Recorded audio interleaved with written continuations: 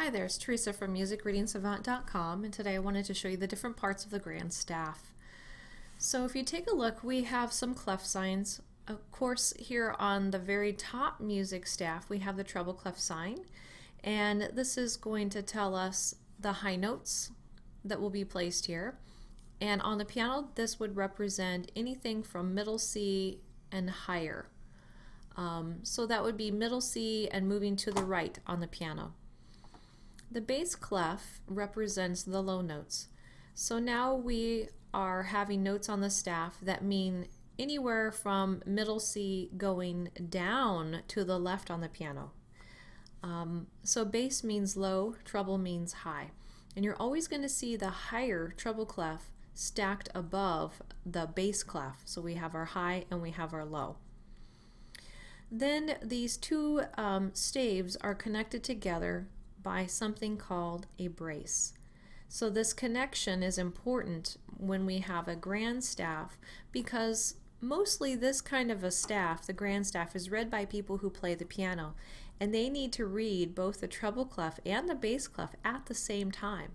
So they read the staff horizontally and vertically all at once, and it's one of the very few things that we have available to us where we need to learn that skill.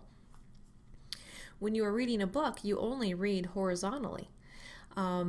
So this really is something that we can do. It just takes a little bit of time and practice. The next thing I want to show you is this line that is vertical through both the treble clef and the bass clef. So we're talking about through both of the staves here. That is called a bar line. And this just simply helps us to organize the notes and rests into groups to make it a little bit easier to read.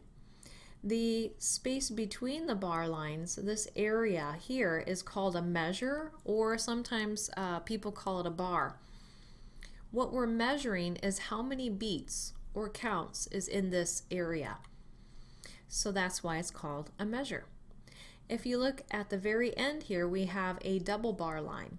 This is two lines together, and notice how the second line is much thicker than the first line.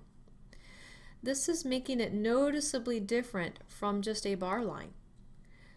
Why? Because this tells us it's the end of the music and we need to stop playing or stop singing. This is kind of like a stop sign. It's the very end. So when we put all of this together, these different parts, it's called the grandstaff.